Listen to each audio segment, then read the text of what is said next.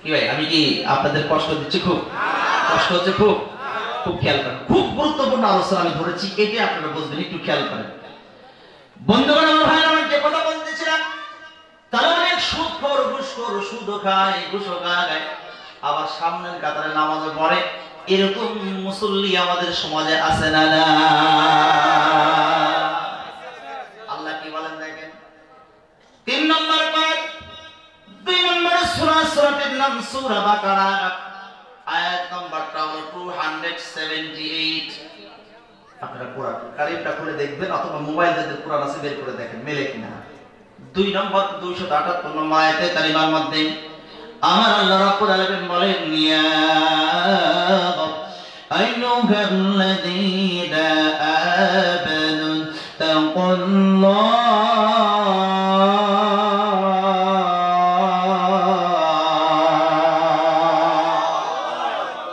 এত সুন্দর আওয়াজ আপনি এত রাত্রে দিতে পারেন, আল্লাহু আকবার। আর বলি আল্লাহু আকবার। ওয়াদারু মা বাকিয়া মিনার রিবা,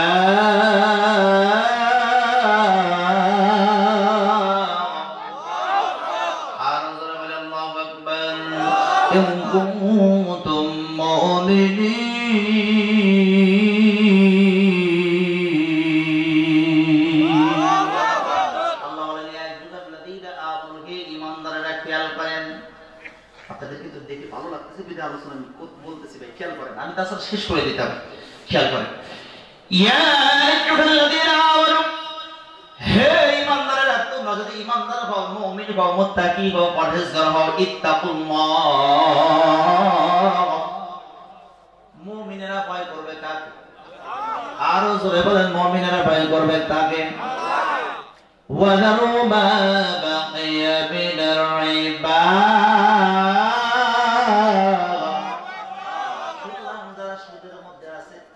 সুদ ঘুষকে পরিত্যাগ করতে হবে। কার কথা? আল্লাহ। বলেন কার কথা? ইন কুনতুম মুমিনিন, মুমিন বলে যদি কেউ দাবি করতে চায়, ইমানদার বলে দাবি করতে চায়, বলুন দেখি কোরআনের আয়াতটা শোনার পর যদি কেউ সুদের সাথে লিপ্ত থাকে, ঘুষের সাথে লিপ্ত থাকে, সুদ আর ঘুষকে পরিত্যাগ করা দরকার আছে না? না, তাকতু বিহাউজিন মিনাল্লাহ ওয়া রাসূলি, আল্লাহ বলে আয়াতটা শোনার পর যে সুদ আর ঘুষকে পরিত্যাগ করবে না, তাকতু বিহাউজিন মিনাল্লাহ, আমি আল্লাহ রাসূল, আল্লাহ রাসূলের সাথে যুদ্ধের ঘোষণা দিয়ে দেয়। নাউযুবিল্লাহ, বলে নাউযুবিল্লাহ। আচ্ছা বলুন, এই যে সুদখোর আর ঘুষখোর আল্লাহ রাসূলের সাথে যুদ্ধের ঘোষণা দিয়ে নামাজ পড়তে পড়তে কপালের মধ্যে যদি ঘাও বানায়, বলুন তো দেখুন নামাজ কি আল্লাহর দরবারে কবুল হবে? আরো জোরে বলেন হবে। কয়েক বন্ধু যাইতেছে বাসের মধ্যে পড়ে, হঠাৎ করে এক বন্ধু লাগছে পায়খানা। কি খারাপ? পায়খানা। তোমাদের একটু জোরে বলো না বাবা, কয় কি খারাপ? আরো জোরে বলে কি খারাপ? পায়খানা। ওই বন্ধু ডাক দিয়ে বলতে, বন্ধু আমার তো লাগছে পায়খানা, আমি এখন কি করবো? দেখো ডাক দেওয়া, দেখো বাস তো যেখানে সেখানে টপিস করবো, তুমি একটা কাজ করো। বলে কি কাজ? কয় তুমি এই যে পলিথিন দেখতেছো, পলিথিনের মাঝে 2 সিটের মাঝখানে তুমি কাজ সারো। 2 সিটের মাঝখানে কি করো? 2 সিটের মাঝখানে কাজ সারো। 2 সিটের মাঝখানে এবার পোশাক পায়খানা করাচ্ছে সুন্দর করে। এবার কি করলেন? পলিথিনটাকে একটু দিয়ে খেয়াল করেন, নতুন রুমাল ছিল, রুমালটাকে বের করে সুন্দর করে পেঁচাইয়া একটু দিয়া জানালা দিয়ে ফেঁকে দিয়েছে। বলুন তো দেখি ওই পাশ দিয়ে রাস্তা আছে না? এই বাসের পাশ দিয়ে 2 বন্ধু যাইতেছে, একই Honda, Pulsar Honda, Pulsar Honda, কিন্তু যেখানে সেখানে দাঁড়ায় যায় হাইড্রোলিক্স করে কথা কয় না কেন? যুবকরা কিন্তু ভালো জানেন হাইড্রোলিক্স ব্রেক করতে সর্বনাশ। 2 বন্ধু চিন্তা করে না জানি বাসের মধ্যে কোন নতুন রুমালের মধ্যে কি মাল সামানা করলো, মাল ফলায় দিয়ে যাওয়া যায় না? শূন্যস্থান পূরণ করা লাগবে, যাওয়া যায়। এই চাচা ধরে বলেন যায়। শীতের দিন ছিল, জ্যাকেটে ছিল গায়ে, জ্যাকেটে ছিল গায়ে, শেষ করে দিব না? না, আমার কিন্তু কোর্স কমপ্লিট। খেয়াল করেন, জ্যাকেটে ছিল গায়ে, সুন্দর করে মালটাকে নিয়ে এবারে ভিতরে পকেটে নিয়েছে, যাতে করে না মালটা পড়ে যায়। টাকার জন্য মানুষ আজকে এতটাই পাগল হয়ে গেছে, অন্ধ হয়ে গেছে। এই একজন মানুষ হয় আর একজন মানুষকে কুকুরের মতো গুলি করে হত্যা করে, কথা বল ঠিক না ঠিক না? মুসলমানের বাচ্চা হয় আর একজন মুসলমানকে নির্মমভাবে গুলি করে হত্যা করে। বলুন তো দেখো কি মুনাফিক না কাফের না কি বলেন? ওর মতো খারাপ মানুষ আর দুনিয়াতে পৃথিবীতে হতে পারে না, কথা বল ঠিক না? একজন মানুষে একজন মানুষকে কেমনে করে গুলি করে বলেন? গত কয়েকদিন আগে আমি দিনাজপুরের প্রোগ্রাম, আজকালকে আমার আগামীকালকে দিনাজপুরের প্রোগ্রাম মাহফিল করে আসতেছিলাম। আমার সেই শহীদ কি নাম, আবু সাইদ ভাই, আবু সাইদ ভাইয়ের কথা মনে পড়ে গেল। যেখানে বুকটা পেতে দিয়েছিলাম তাকায় দেখলাম আহা, ও বুঝতেই পারেনি যে এরকম ভাবে আমাকে গুলি করে হত্যা করবে, নির্মম ভাবে কুকুরের মতো গুলি করলো। একটা দুইটা তিনটা চারটা গুলি করেছে, জমিনের মধ্যে পড়ে যায়, জীবনটা বিলাই দিল, রক্ত দিয়ে দিল। মরণ ওই আবু সাইদ ভাইয়ের কি দোষ ছিল বলেন? যে পুলিশটা গুলি করেছে সে কি মুসলমান নয়? কথাটাকে মুসলমান নয়? ওরা ছাত্র মেরে চেয়েছিল থাকতে ক্ষমতায়, ওরা আলেম মেরে চেয়েছিল থাকতে ক্ষমতায়, থাকিতে পারে নাই। আলেমেরা পালাই না, জালিম পালায়, আলেমেরা পালাই না, জালিম পালায়। ঠিক না ব্যাঠি ধরে বলেন, ঠিক আরো জোরে। আহা, দেশের জনগণ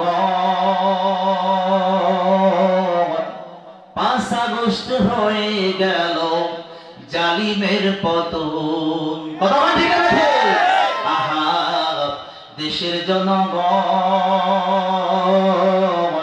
5 আগস্ট হয়ে গেল, জালিমের পতন। ওরা ছাত্র মেরে চেয়েছিল থাকতে ক্ষমতায়, ওরা আলেম মেরে চেয়েছিল থাকতে ক্ষমতায়, থাকিতে পারে না। আলেমেরা পালাই না, জালিম পালায়। আরো জোরে বলেন, আরো জোরে। কিন্তু থাকতে পারছে? যুগে যুগে যারাই জালিমের অত্যাচার করেছে কেউ টিকে থাকতে পারে নাই।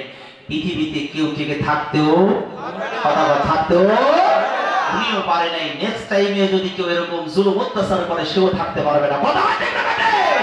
আরো জোরে বলেন। বন্ধুগণ আমার খেয়াল করেন, যে কথা বলতেছিলাম এখন দুই বন্ধু কি করেছে, ভিতরে মালটা দিয়েছে মনে রাখবেন। তারপরে কি হলো আমি আপনাদেরকে বলে দেবো। কোথায় গেল খেয়াল করেন।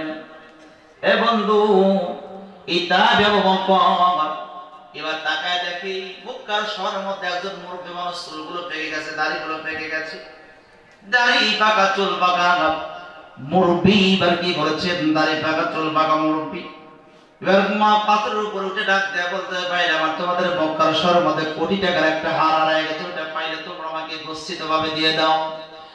আমাদের ইবাদত করে ওইটা তোমরা আমাকে দিয়ে দাও। আর যদি তোমরা আমাকে দিয়ে দাও তাহলে আমাদের বাম হাতের মধ্যে যে লাল থলি আছে এই থলিটা তোমরা কি করো, তোমাকে আমি বকশিশ দিয়ে দেবো, হাদিয়া দেবো, এটা তোমরা আমাকে দিয়ে দাও। এইটা ব্যবহার করার দেরি নাই, সঙ্গে সঙ্গে তা ব্যবহারকে ধরে নিয়ে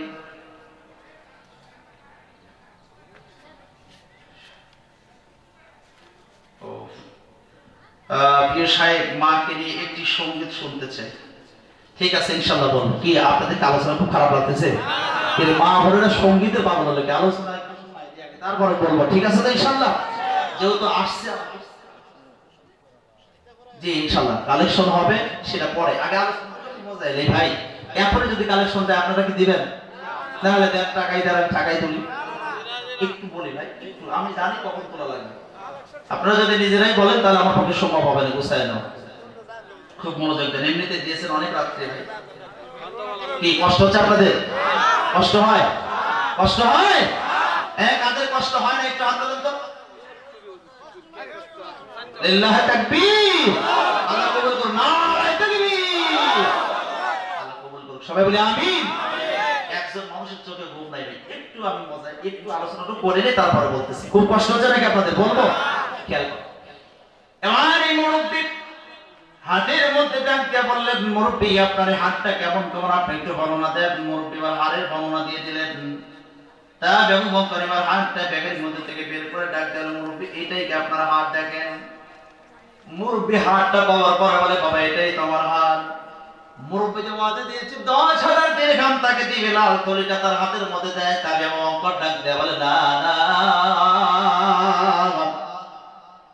এই কিছু সময় আগে আমি কোটি টাকার একটা হার আমি পুরাই পেয়েছিলাম, সেটা আমার মত হিসাবে আমি সেটা কি করলাম, মুরব্বী আপনার হাতের মধ্যে আমি তুলে দিলাম, একটা কুফু আদায় করলাম। আর আমি এই মুহূর্তে 10,000 দিরহাম আপনার কাছ থেকে আমি বকশিশ নিতে পারি না। এর জাযা হিসাবে যদি আমাকে আল্লাহ দাদা হিসাবে যদি কেউ দেয়, তাহলে আমি দুনিয়ার মানুষের কাছে কোনো কিছু চাই না, পুরস্কার আমি চাই না। পুরস্কার যদি দিতে হয় তাহলে আমার আল্লাহ তাআলা যেন আমাকে দেয়। দুনিয়ার কোনো মানুষের কাছে আমি পুরস্কৃত হতে চাই না, পুরস্কার নিতে চাই না। পুরস্কার যদি দিতেই হয় তাহলে আমার আল্লাহ যেন আমাকে দেয়। জোরে বলি আকবার, আল্লাহু আকবার। জোরে বলি আল্লাহু আকবার। এই মুরব্বি বারবার করে বাড়ির দিকে যায়। তো আবু বকরের চেহারার দিকে তাকায় আর টস টস করে চোখের পানি ফেলে আল্লাহকে ডাক দেয়, আল্লাহ এই তার আবু বকর কোটি টাকার হারটা সে পাইল, সেকে পুরস্কার হিসাবে আমি 10,000 দিরহাম দিতে চাইলাম, সেটাও দিল না। আল্লাহ আমানতদার, তার আবু বকর যদি কখনো বিপদে পড়ে যায়, আল্লাহ তুমি নিজ কুদরতি হাত দিয়া আতা আবু বকরকে তুমি হেফাজত করো। আর একবার চিল্লায় বলা যায় না সুবহানাল্লাহ।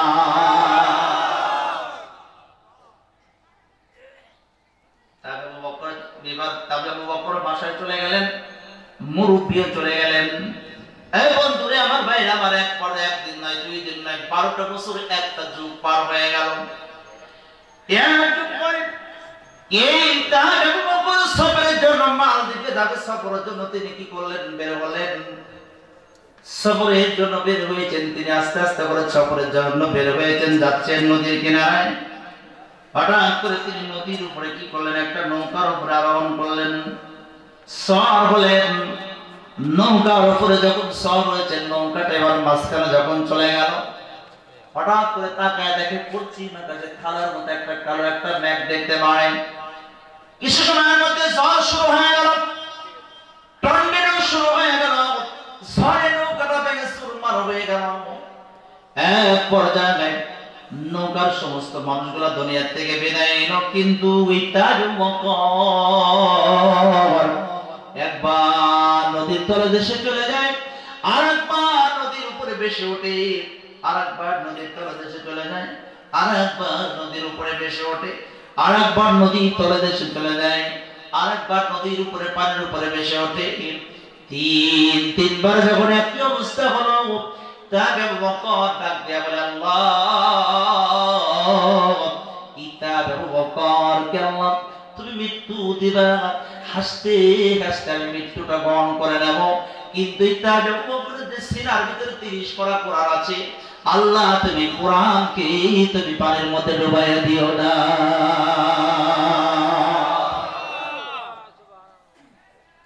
আবু বকরকে তুমি আল্লাহ মৃত্যু দিয়ে দাও, অনায়াসে গ্রহণ করে নেব, কিন্তু তাবে আবু বকরের সিনার মধ্যে যে 30 পারা কোরআন আছে, আল্লাহ তুমি কোরআনকে ডুবাইয়া দিও না। আর একবার বলে আল্লাহু আকবার। আসলে কোরআনের দাম আছে না নাই? কোরআনের সম্মান আছে না নাই? এইবার আপনারা বলেন দেখি, কোরআনের মাদ্রাসার দাম বেশি না প্রাইমারির দাম বেশি? মাদ্রাসার দাম বেশি। আরো জোরে বলেন। এইবার তাহলে বলুন তো দেখি, ওই যে দেখা যায় গাছ, এই গাছের এই কাঠ দিয়ে কিন্তু বানানো হয় সোফা চেয়ার। খেয়াল করা লাগবে ভাই, আমি জানি যে আপনাদের কষ্ট হচ্ছে, তারপর আমাকে যেহেতু আপনি নিয়ে আসছেন, এই একই কাঠ দিয়ে বানানো হয় সোফা চেয়ার, বানানো হয় কেন? ঠিক কথা বল। ওই গাছের কাঠ দিয়ে আবার খাটও বানানো হয়, আর ওই গাছের কাঠ দিয়ে কিন্তু আপনার কি বানানো হয়, আর রিহালও বানানো হয়। ও বন্ধুগণ বলুন তো দেখি, রিহালের দাম বেশি না খাটের দাম বেশি, নাকি সোফা চেয়ারের দাম বেশি? দাম কোনটার বেশি? আরো ধরে বলেন। আসলে আপনাদের সাথে আমি একমত হতে পারলাম না, কারণ হলো একটা খাটের দাম 5 লক্ষ টাকা, সুপার চেয়ারের দাম 1 লক্ষ টাকা। আর একটা হুজুর বলেন তো দেখি একটা রিহালের দাম কত? 250 থেকে 300 টাকা। দাম কোনটার বেশি? রিহালের দাম বেশি। আপনারা টেনশন করে গেছেন তাই না? না, রিহালের দাম বেশি নয়, সুপার চেয়ারের দাম বেশি, খাটের দাম বেশি, আর রিহালের সম্মান বেশি। আল্লাহু আকবার। রিহালের সম্মান বেশি। খাট 5 লক্ষ টাকা দামের খাটের উপরে আমরা কিন্তু উঠে উঠে পা দিয়ে লাথি মারি, কথা কোন ঠিক না ঠিক? এই যে এটার উপরে আমরা বসেছি, অবন্ধ করে আবার লাথিও মারতেছে। বলুন তো দেখে সোফা চেয়ার কি কখনো কিছু মাথায় না? এই কথা কোন না জোরে বলো। জি না। তোমরা ছাত্র বলো, একটু সময় লাগবে, তোমাদের জানতে হবে। এই সোফা চেয়ার উপর লাথি মারলে কখন আমরা চুমা খাই না? এই বন্ধুগণ, খাটের উপর লাথি মারলে খাট কি কখন আমরা চুমা খাই না? কিন্তু 250 টাকা দাম, 200 টাকা দামের একটা রিহাল, সেই 200, 250, 300 টাকা দাম একটা রিহালে যদি হুজুরেরা এমন শিক্ষা দিয়েছি, পা লাগার সাথে সাথে বলুন তো চুমা খাই কি খাই না? কথা কন কি খাই না? কি সম্মান! ও বন্ধুগণ, দাম কিন্তু খাটের বেশি, সোফার দাম বেশি, আর রিহালের সম্মান বেশি। কথা বল ঠিক না বেশি? এই মাদ্রাসার বাচ্চাদের কথা বলি। আমার একটা মাদ্রাসা আছে, 6 বছর 7 বছরের বাচ্চাদেরকে কি শিক্ষা দেয়া যায়? আমি নিজে মাদ্রাসার মাঝে মধ্যে জানলাটা খুলিয়ে, বিল্ডিং এর জানালাটা খোলা থাকে, মাঝে মধ্যে আমি একটু উকি মারে তাকায় দেখি আমার বাচ্চাগুলো সুন্দর করে তারা পোশাক পরে, আবার জেলা টিস্যু ব্যবহার করে। সুবহানাল্লাহ কয় না? সুবহানাল্লাহ। আরো জোরে বলেন সুবহানাল্লাহ। টিস্যু ব্যবহার করে, টিস্যু ব্যবহার হয়ে গেলে আবার উঠে দাঁড়ায়, টিস্যু ধরেই আবার কিন্তু দাঁড়ায় দেয়, আবার কিন্তু হাঁটাহাঁটিও করে। আমি তাকায় তাকায় আল্লাহ শুকরিয়া আদায় করি, আল্লাহ এই বাচ্চাদেরকে কি শিক্ষা দেয় যে একটা ছাত্রকে দেখি না যে টিস্যু ব্যবহার ছাড়া এমনি এমনি তারা পোশাক করে উঠে পড়ে। আপনারা দেখছেন? কথা দেখছেন কি শিক্ষা দিয়েছি? কিন্তু আমার বাড়ির পাশে একটা প্রাইমারি স্কুল আছে, প্রাইমারি স্কুলের কাছে মাঝে মধ্যে আমরা যাই। প্রাইমারি স্কুলের পাশে যা দেখি একটা আপনার নদী আছে, নদীর মতো ঝুলা আছে, ঝুলার গাদি দিয়ে সব বাচ্চারা একত্রিত হয়ে লাইন ধরে কাতারবদ্ধ হয়। কথা হয় না? একসাথে কাতার